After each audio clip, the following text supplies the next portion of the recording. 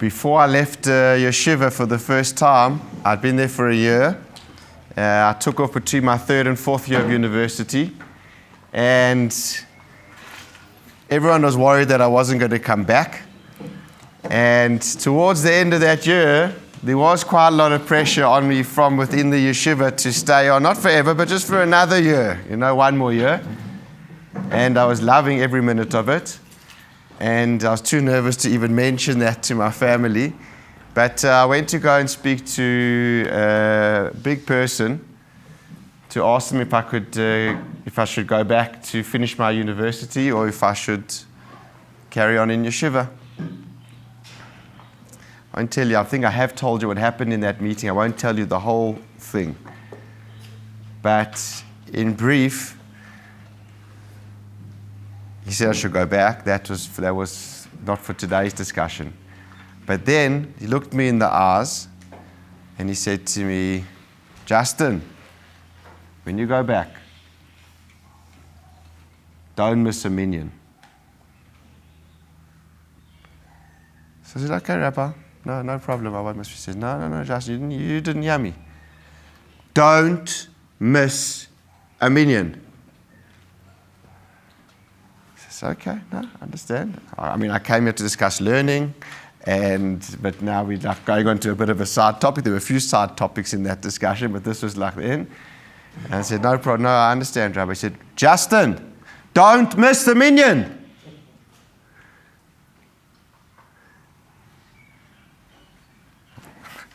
Sounded the same the third time, I'll be honest, but I got the message. And then he said, just in case you didn't understand me, I'm just telling you, going back to South Africa, don't miss a minyan. Pretty strong. That was the only things he told me. And I'm quite an obedient person, and I listened. And for many, many reasons, that advice that he gave me was very transformative in my life, but I never appreciated how deeply impactful being a part of a minyan would be in my life, the opportunities it would create for me, the friendships, the social structure, everything that came with being a part of a minyan. And I want to just share with you a little bit today the fundamental component of a Jewish person's life, and that is davening, and davening in a minyan. So the Gemara says the following thing. It says, the Gemara in Brachos, the Gemara says, Ein tfiloso shel Adam nishmas, sorry, I've skipped a bit, Tanya Abba ben Yamin Oimer, it's taught in the name of Abba ben Yamin, Ein tfila shel Adam nishmas ele bebeis hakneses. A person's prayers are only heard in a shul.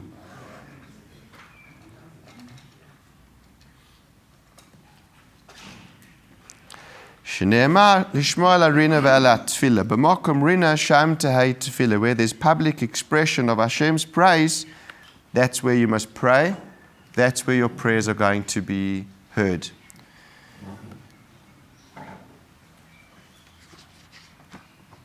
I'm just reading you the Gemaras now, then I'm going to show you the halachas. The Gemara then says in Daf Ches that a person should always daven be'eis rotzen, at a time which is favorable to be heard. The Gemara asks, Eim asai eis rotzen, when is an eis rotzen? When is it a favorable time for a person's prayers to be heard?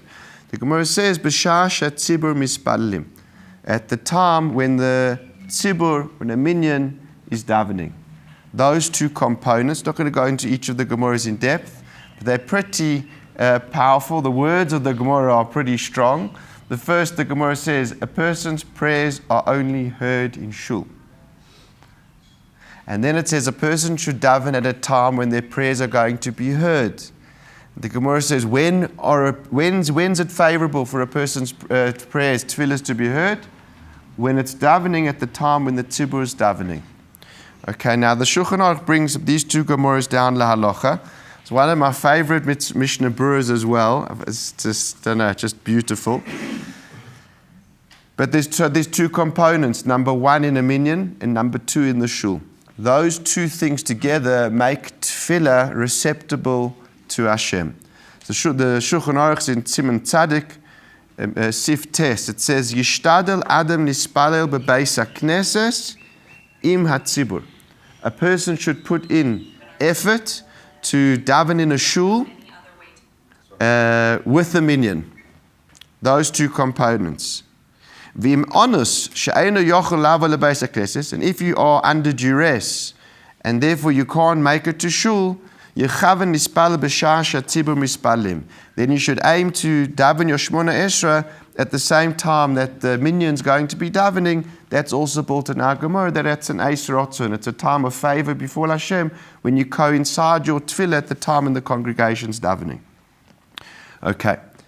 So now, what does it mean that so the Shulchan Aruch gives a reason for a person when you could miss a minyan and you could not daven in shul. So it says if you're an honest, if you're under duress. Okay, very interesting. So what does the Mishnah Berurah say here? Actually, there's a little bit of space to wiggle and move, which is fine and good. It gives a person a place to breathe. You don't have to be sick to miss the minyan. You can be weak as well, tired, exhausted, you're just broken. So the Mishnah Berurah says that also fits into the category of oines to miss the minyan every now and again. You don't have to be sick, you know. My daughter the other day, she wakes up and she says, "Oh, she got such a sore tummy and her head's so sore," and she looked perfect, you know. So I've said, "Look, you don't want to go to school. If you don't want to go to school, just tell me you don't want to go to school. You don't have to pretend you got a sore tummy." And it's just, "Okay, Mom, I don't want to go to school." Okay, so the Mishnah Berurah says you don't have to be sick with a temperature that you can't get out of bed to miss the minyan. You can also be on your way to getting sick and about to burst. You're weak and you can't make it to the minyan. That would be okay. If you do that every single day, then there's something wrong with your schedule. It's every now and again. But then he says, "Ve'inhu oines mammon." What happens if you have financial duress that would prevent you from going to the minyan? That if you actually go and daven with the minyan, you're going to encounter financial loss. You're allowed to daven at home on your own, or or go to the shul and daven earlier when the minyan hasn't started yet, and get to sort out your business affairs. But just because you're going to miss out on profits, that should never stop a person from davening in a minyan. That doesn't count. So if a person has pending loss, and if you daven with the minyan, and at the time that they're davening, by the time it finishes, there's going to be financial, you're going to lose money. Not that you're going to miss out on opportunities, you're actually going to lose. Then you're allowed to daven at home. But if it's for opportunities which they present themselves, a great meeting, an amazing person that you got to, an opportunity to do business, that you never miss the minyan for that. There's a big difference between opportunities that are pushed aside and pending financial loss. And Shev Yankov wrote the following thing. Beheida Alagoin, Moreno Rav Zalman Merles. I've based in Tequilas Kodesh, Hamburg. One of the best, he doesn't often bring stories, the Mishnah Berurah, but he brings this story. He said that the Shev Yankov testified about this Gaon, who was the Av based in of Hamburg. Shepam achas halach lebeis hakneses me'utaf betalis or tefillin kedarko. One day he was walking to shul, wrapped in his talis and his tefillin the way he always used to go to shul. And a person bumped into him, came up to him, who had precious stones to sell him. And the man wanted this Av Beis Din to go with him to his house to do the trade. And the Av Beis Din said to him, "Wait for me till I'm finished davening, and I'll come and I'll purchase the stones." In the interim, during the minyan, the trader sold the stones to somebody else. And what happened? The story finishes. That's the best part of this Mishnah. It actually finishes the story.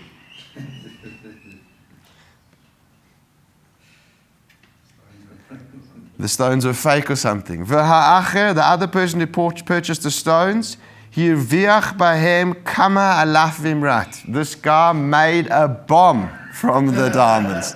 Whatever. He killed it, the guy who bought the stones. V'samach hagoin simcha gedola. And the Av Beis Din rejoiced shehishlich mineged mamon rav avur tfilas tzibur. That he was prepared to throw away whatever money was on the table, not to miss 1 million. Not his lifetime of millions, 1 million.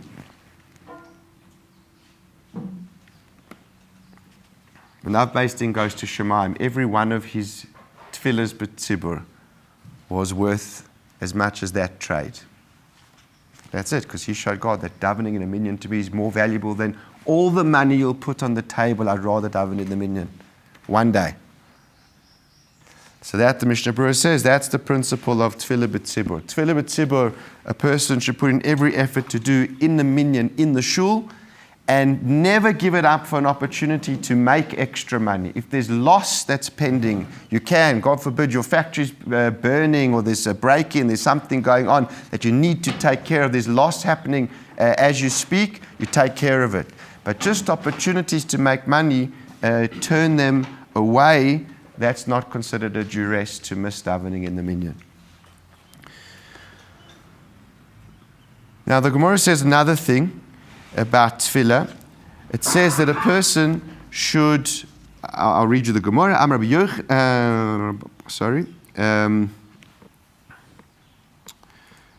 Amar Rabbi Chalboi, Amar Rav Huna. Kol hakoveya makom letfilosoi Elokei Avram be'ezroi.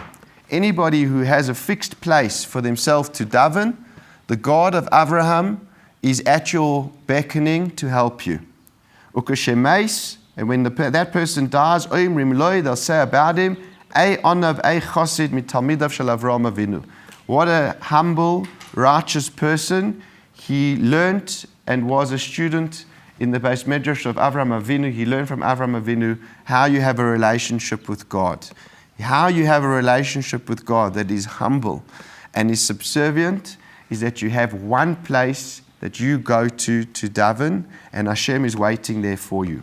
Okay, the Gemara goes on to ask, where do we know that Avraham fixed a place for himself to daven, and brings a proof from that. Brings a proof for it. The Rosh says on this, and this is brought down la halacha. The Rosh says, what does it mean to have a fixed place to daven? This is very important, very. Okay, the Rosh says as follows. He says, "Loi boy lemeimar." This Gemara is not coming to tell me.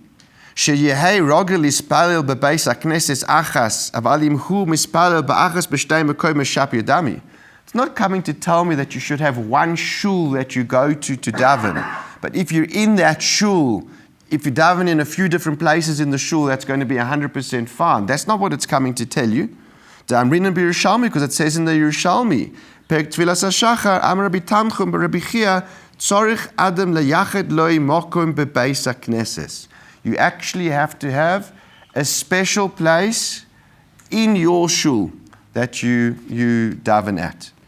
So the Rosh says that the requirement to daven in a fixed place is not just to have one shul that you go to, but when you arrive at that shul, you daven wherever you want. But it means you have one shul and a special place that you daven from when you actually get there. Of course, the Mishnah Berurah says that all Daled Amos is considered your place. Within 2 meter radius of that chair is considered your place. And we're davening there because that's going to bring us help from Hashem. That's how you get a relationship with God. I want to go into it a little bit more. But when you arrive at shul and there's a guy in your chair, and then you tell him it's okay, but you put your hands like underneath to get your siddur, even though there's 3 others, and you make it very well known to the guy that he's in your chair and he feels all uncomfortable, he has to move. I don't think God's with you in that tefillah. Just Move, let the person who's a stranger, doesn't come to shul, enjoy being here, feel welcome. I think you'll get much more help in your tefillah than that. And you've got a big radius within which will be your place. But what the Rosh takes for granted here, of course you're davening in one shul.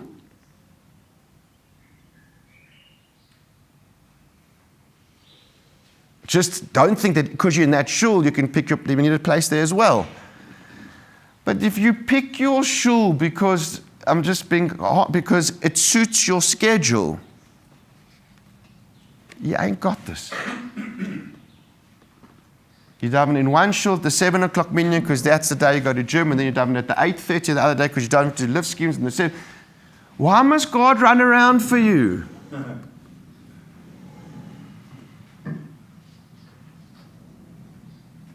That's not a way to get your tefillahs heard. That's not a way to show that you've got covered for God, that this is a meeting which you look forward to more than anything in the world. There's nothing more important than your engagement with Him. And then you'll tell Him, this way I'll see you in the base, I'll see you in Sunny Road next to Mizrach, this way I'm just a bit tired, I'm going to be at home. Just pull Him out wherever you need Him. He comes to, has to come and listen to you. He ain't going to come. You want God to listen to you. You want Him to be close to you, then you've got to give the relationship the value and importance that it deserves.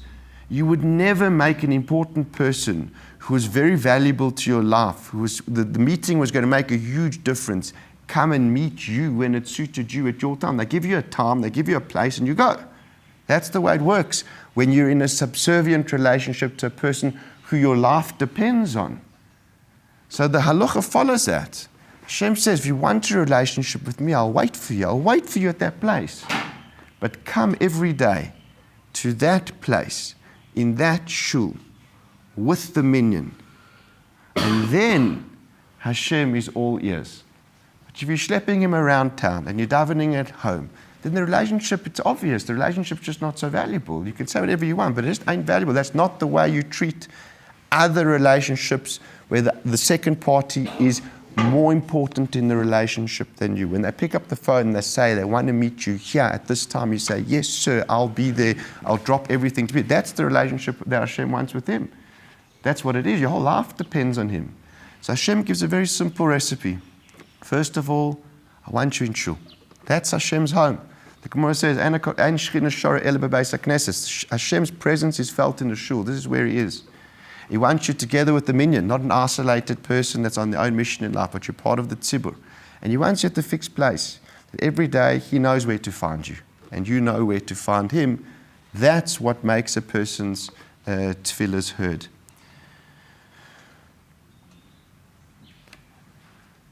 And then the Gemara says as well that b'tzedek echzes panecha, through tzedakah you will see Hashem's face. And it's brought down, the Shulchan Aruch brings down as well, that a person should give charity before you daven. Through charity, Hashem says, you get the schus of being able to see my face. That's an amazing thing. You want to talk to Hashem as close as you can, face to face. When you put that money in the box, that's your ticket to the show. It's like, that's it. Your Pesukei Zimbra may be schwach. You may not get it all in, and you may not concentrate so well, and your brachos of Kriya Shema and your Kabbalah's Ol Malchus Shemai may not be made, but you put the money into the charity box. That's also a ticket. So when you stand up in the Shemona Esrei, Hashem's all ears. He's all ears. He taught you the recipe how to get His attention. Come to shul, to the minyan, at your place, give me charity before you daven, and I'm all ears. That's how a person builds a relationship to davening and a relationship to Hashem through davening. Actually, you make the relationship the priority of your life, that everything centers around you arriving at that spot in that minyan. Now, that's all nice, beautiful Gemaras, lovely halachas, and I'm sure, I hope moving for you guys, but I can promise you it'll be moving today, and tomorrow you won't. You'll be back to your old habits. That's just the way life works, just the way it goes. I grew up, again, not religious, but I grew up with a connection to Hashem and a love for davening. I really did. It just came naturally to me. My earliest memories of davening were a Sunday morning. My dad used to come into my room. I was probably about 7 or 8. And he used to put tefillin on in my room. And it was actually, I don't know why he did it. Maybe it was his way of educating me. I don't know. But for years, he used to come on a Sunday into my room. And he'd put on his tefillin. I'd watch him put on his tefillin. And then he'd put his hands on his face to say the Shema.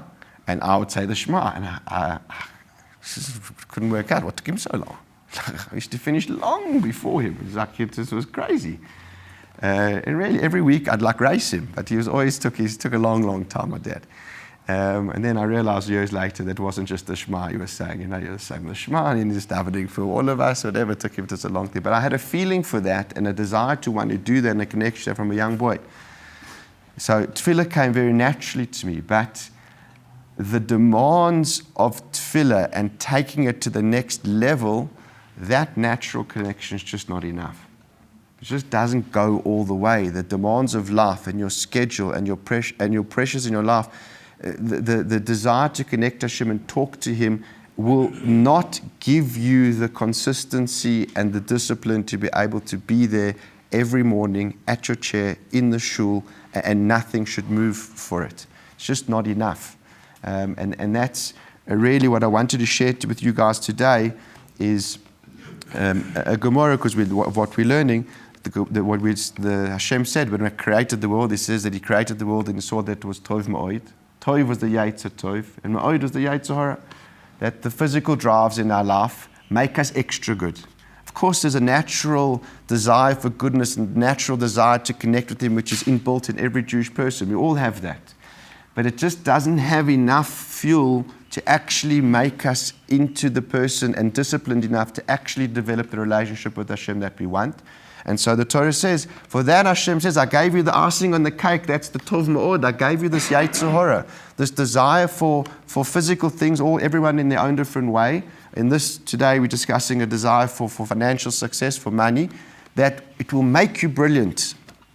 It will take your love and desire to connect and make you outstanding in it. Build on it. It won't detract from it. The Gemara says as follows, Ma yaseh adam v'yis asher. What should a person do to become wealthy?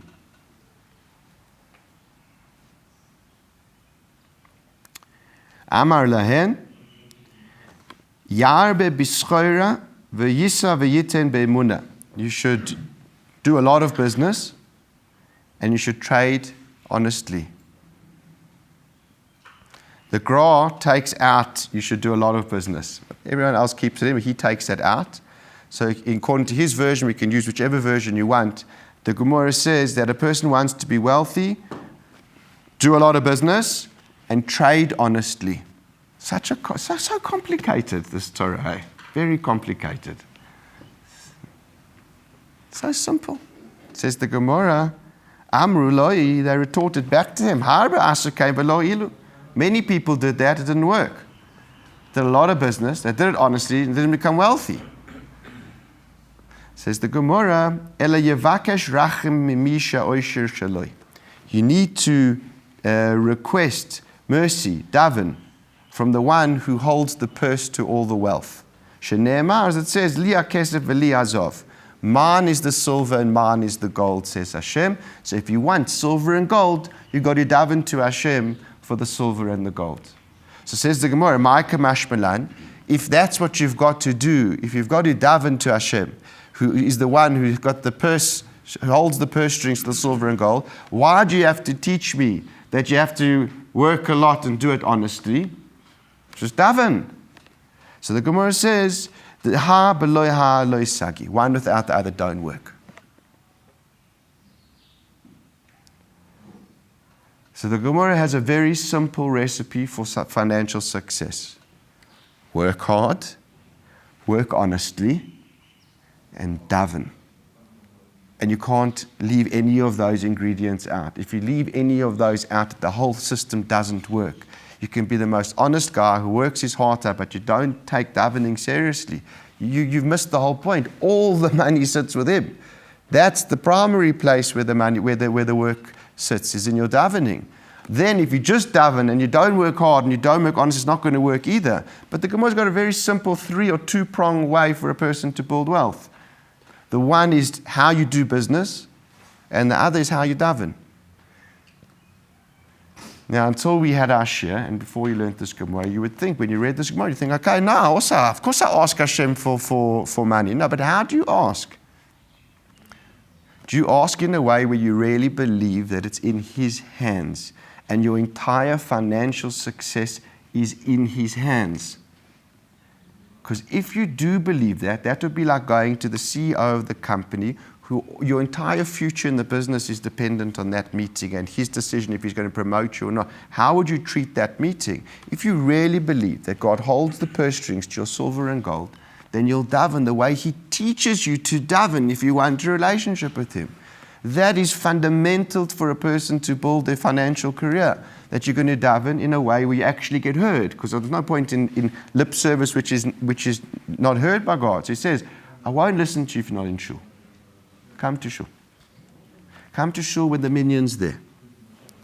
Have a fixed place where you daven every single day that you know you'll find Hashem there waiting for you. Give charity before you daven. If you're serious about this and you really believe that He is the kingpin in everything that happens in your finances, then your relationship to tefillah will be transformed, because it's a fundamental cog in the building of a person's wealth.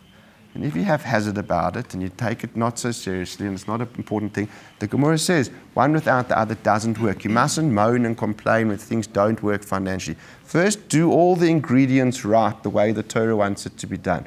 After that, when you've got questions, you can ask questions. But first, do it right. Work hard. Do it totally honestly like we did last week. And daven properly, because everything hangs on that tefillah. And then you're in the game. If after you've done all those things, things don't work, then you can ask questions. But until then, the question always flicks back on the person to say, do you really take this seriously? Do you think you're the one making it, or is God giving it to you? If God's giving it to you, then you've got to take your davening as seriously as He wants to. He wants a relationship. And your desire to make money will thrust you into the most beautiful relationship with God. So unexpected. We think that finances are gashmias and they pull you out of the world and they're not spiritual. But this desire for money is going to make you and build you the most magnificent relationship with God. Because you'll be the first one in the minyan, at your chair every time, paying charity before. You're there to see Hashem. And you know that everything else today, if this doesn't go right, the rest is totally irrelevant. That's a person who's utilized their desire for money to make them an exceptional servant to God. They were good before, but now they can be very good. And you're harnessing your desire for financial success to build your relationship with God. Guys.